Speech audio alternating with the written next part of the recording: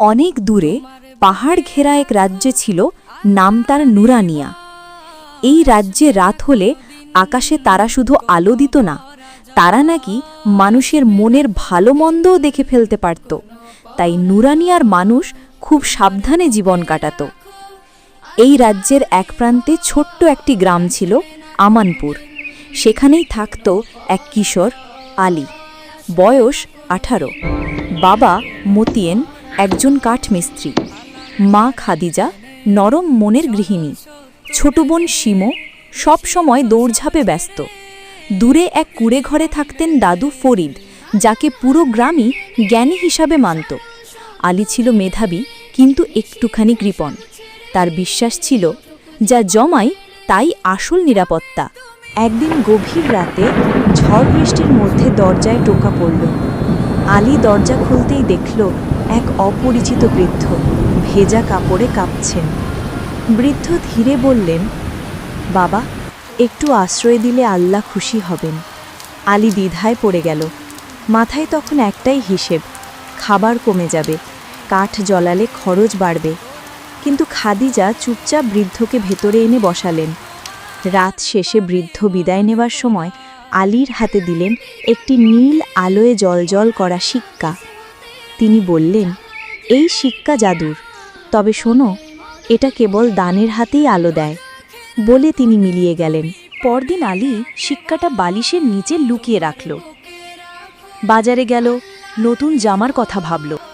একটা নতুন জামা নিলেই পারফেক্ট হবে। কিন্তু যতই সে নিজের জন্য ভাবল, শিক্ষার আলো ততই ম্লান হয়ে গেল। সেদিন সন্ধ্যায় এক গরিব বালক এলো, বলল, ভাই, আমার মায়ের ওষুধ কিনতে এক মুদ্রা দরকার। আলী ব্যাগের দিকে তাকালো। সিক্কাটা হঠাৎ হালকা গরম হয়ে উঠল। কাঁপা হাতে আলী সিক্কাটা বালকের হাতে দিল। ঠিক তখন আলো ঝলসে উঠল এবং আলীর ব্যাগে আবার একটি সিক্কা ফিরে এলো, এইবার আরও উজ্জ্বল। আলী হতভম্ব। কয়েকদিন পর আলী ভাবল, যদি দান না করি, দেখি কি হয়। সে সিক্কা দিয়ে কিছুই দিল না, বরং লুকিয়ে রাখল। সেই রাতেই আকাশ ঘন কালো হয়ে গেল, তারারা নিভে গেল। আলী স্বপ্নে দেখল, সে এক অন্ধকার ঘরে আটকা, বুক ভারী, শ্বাস নিতে কষ্ট। এক কণ্ঠ বলল, দান ছিল তোমার চাবি, লোভ হলো তোমার শিকল। আলী ভয়ে ঘামতে ঘামতে জেগে উঠল। ভোরে সে দাদু ফরিদের কাছে দৌড়ে গেল, সব বলল। সবকিছু হয়েছে, শিক্ষা আলোর স্বপ্ন সব আমি দেখেছি। ফরিদ চোখ বন্ধ করে বললেন, আলী, দান শুধু সম্পদ বাড়ায় না, মানুষ বানায়। তিনি কোরআনের কথা স্মরণ করালেন, আল্লাহর পথে যা ব্যয় করা হয় তা কখনো নষ্ট হয় না। তিনি আরও বললেন, রূপকথার জাদু আসলে মনে লুকানো। সেদিন থেকে আলী বদলে গেল। সে শিমোর জন্য জুতো কিনল। সিমো, দেখো, তোমার জন্য নতুন জুতো। মতিয়ানের হাতের কাজ সহজ করতে নতুন যন্ত্র এনে দিল। মসজিদের পাশে পানি রাখার ব্যবস্থা করল। কারো না জানিয়ে গোপনে দান করল। প্রতিবার সে দান করল, সিক্কা ফিরে এলো, কখনো রূপায়, কখনো শান্তিতে, কখনো অদ্ভুতভাবে সমস্যার সমাধান হয়ে। একদিন রাজ্যে খরা পড়ল, সবাই আতঙ্কে। কিন্তু আমানপুর গ্রামে খাবার ফুরালো না। লোকেরা বলল, এই গ্রামটার বরকত আলাবা। এক রাতে বৃদ্ধ আবার এলেন। তিনি হাসলেন, এখন বুঝেছ? আলী মাথা নত করে বলল, দান মানে হারানো নয়, দান মানে ভয় ছেড়ে দেওয়া। বৃদ্ধ শিক্ষার দিকে তাকাতেই সেটি আলো হয়ে আকাশে মিলিয়ে গেল।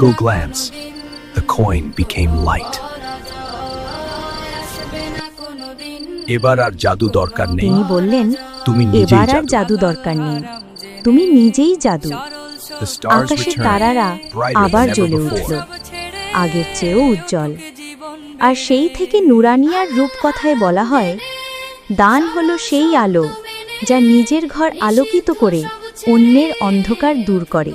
প্রিয় ভিউয়ার বন্ধুরা, দ্বিতীয় পর্বে যেতে যেতে আমাদের চ্যানেলে যুক্ত হয়ে যাও, লাইক করো, শেয়ার করো এবং কমেন্টে তোমার মতামত জানাও ভিডিওটি কেমন লাগলো বা কোন বিষয়ে কোন ধরনের ভিডিও দেখতে চাও তা জানাও। সন্ধ্যার নরম আলোয় আলীর বাড়ির ডাইনিং টেবিলে রাতের খাবার সাজানো। মতিয়ান এবং খাদিজা দুজনেই খানিকটা চিন্তিত মুখে বসে আছেন। আলী মোবাইলে ডুবে আছে, যেন আশপাশের কিছুই তার চোখে পড়ছে না। ছোট বোন সিমো করুণ চোখে ভাইয়ের দিকে তাকিয়ে আছে।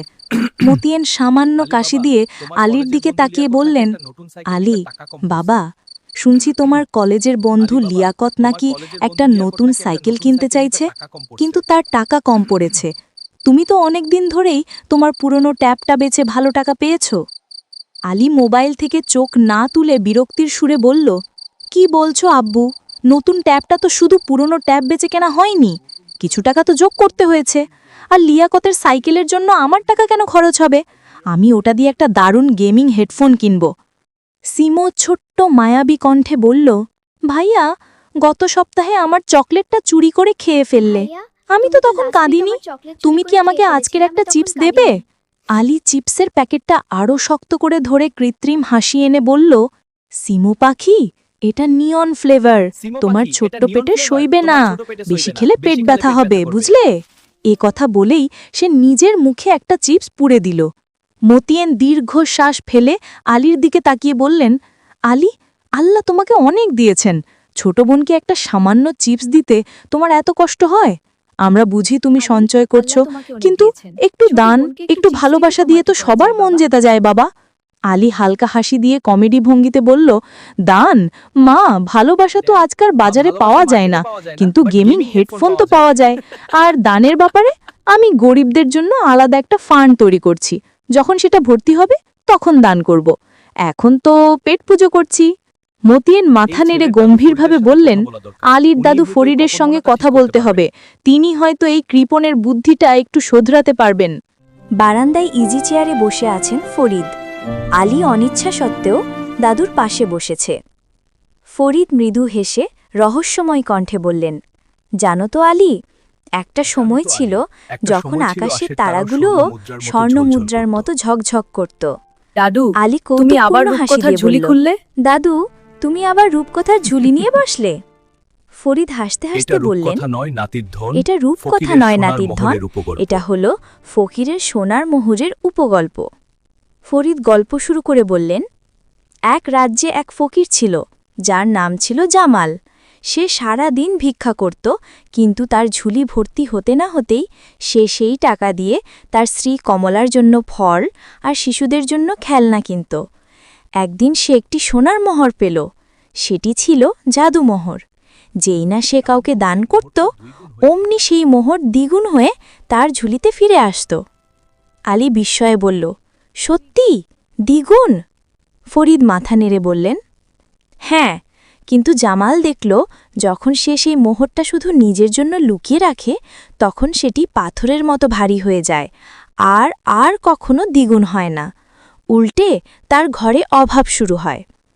এক রাতে স্বপ্নে সে দেখল মোহর তাকে বলছে, দান তোমার সম্পদের দরজা, লোভ তোমার সম্পদের শিকল।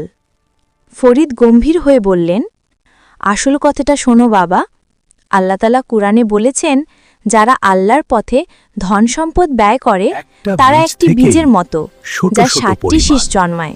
প্রতিটি শীষে 100টি করে দানা থাকে, আর আল্লাহ যাকে চান তার জন্য বহুগুণ বাড়িয়ে দেন। ফরিদ আলীর দিকে তাকিয়ে বললেন, দান করলে তোমার গেমিং হেডফোন হারাবে না, বরং আল্লাহ তোমার সম্পদ বহুগুণে বাড়াবেন। আর না করলে সেই মোহর পাথরের মতো ভারী হয়ে কেবল কষ্টই দেবে। মসজিদের বারান্দায় আলী ও মতিয়ান ইমাম সাহেবের সামনে বসে আছেন। আলীর মুখে এবার গভীর চিন্তার ছাপ। ইমাম সাহেব শান্ত কণ্ঠে বললেন, আলী বাবা, দান হলো আল্লাহর সঙ্গে ব্যবসা করার সবচেয়ে সহজ উপায়। এটা শুধু গরিবদের নয়, আপনার নিজের ইহকাল আর পরকালকেও আলোকিত করে। ইমাম সাহেব বললেন, একবার সাহাবিগণ রসুলুল্লাহ সাল্লাল্লাহু আলাইহি ওয়াসাল্লামকে জিজ্ঞেস করেছিলেন, কোন দান উত্তম? তিনি বলেছিলেন, সুস্থ অবস্থায় সম্পদের লোভ থাকা সত্ত্বেও আর দারিদ্র্যের ভয় থাকা অবস্থায় যে দান করা হয় সেটাই উত্তম। ইমাম সাহেব ব্যাখ্যা করে বললেন, দান করলে দুনিয়াতে আপনার মনে শান্তি আসে, অভাবের ভয় দূর হয়, আর পরকালে দান জাহান্নামের আগুন থেকে রক্ষার ঢাল। রাসূলুল্লাহ বলেছেন, খেজুরের এক টুকরো দান করেও নিজেকে আগুন থেকে বাঁচাও।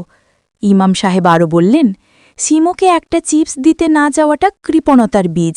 এই বীজ মনকে কঠোর করে তোলে। কঠিন মন নিয়ে আল্লাহর কাছে যাওয়া কঠিন। আলী মাথা নিচু করে ধীরে বলল, আমি বুঝতে পারছি, কিন্তু সবাই তো দান করতে পারে না, তাই না? ইমাম সাহেব মৃদু হেসে বললেন, পারেন বাবা। রসুলুল্লাহ বলেছেন, প্রত্যেক ভালো কাজই দান।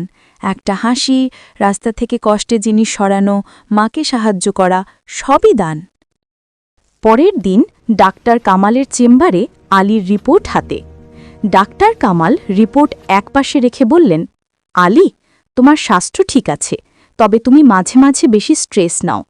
আলী স্বীকার করে বলল, হ্যাঁ ডাক্তার সাহেব, সবসময় মনে হয় টাকা শেষ হয়ে যাবে। ডাক্তার কামাল বললেন, এটাই আর্থিক উদ্বেগ। গবেষণায় দেখা গেছে, যারা নিয়মিত দান করেন তাদের এই চাপ কমে যায়। ডাক্তার কামাল ব্যাখ্যা করে বললেন, দান করলে মস্তিষ্কে এমন রাসায়নিক তৈরি হয় যা স্ট্রেস কমায়, হৃদয় সুস্থ রাখে, এমনকি আয়ুও বাড়ায়। কৃপণতা ঠিক উল্টো, চিন্তা আর রোগ বাড়ায়। তিনি শেষ করে বললেন, হেডফোন সাময়িক আনন্দ দেয়, কিন্তু দান স্থায়ী শান্তি দেয়। পরের দিন আলী হাসিমুখে লিয়াকতের হাতে টাকা দিয়ে বলল, লিয়াকত, এটা দিয়ে সাইকেলের বাকি টাকা যোগ করো। এটা ঋণ নয়, বন্ধুর জন্য সাহায্য। সন্ধ্যায় ডাইনিং টেবিলে আলী নিজের চিপস সিমোর দিকে বাড়িয়ে দিয়ে বলল, সিমো পাখি, নাও, আজ নিয়ন আলোয় চিপস আরও দারুণ। সিমো চোখ ঝালমল করে বলল, থ্যাংক ইউ ভাইয়া। খাদিজা আবেগে বললেন, আলহামদুলিল্লাহ। আলী বাবা মার দিকে তাকিয়ে বলল, দাদুর সোনার মোহর আমি বুঝে গেছি। দান মানে হারানো নয়, আল্লাহর উপর ভরসা। শেষে আলী মৃদু হাসি দিয়ে বলল, দান শুধু মনে টাকা রেখো, নয়, হাসি, দান শুধু সাহায্য টাকার এটাই নয়, আমাদের আসল সোনার হাসি, মোহর। কথা আর ছোট সাহায্যই আমাদের আসল সোনার মোহর। আসুন আমরা উদার হই।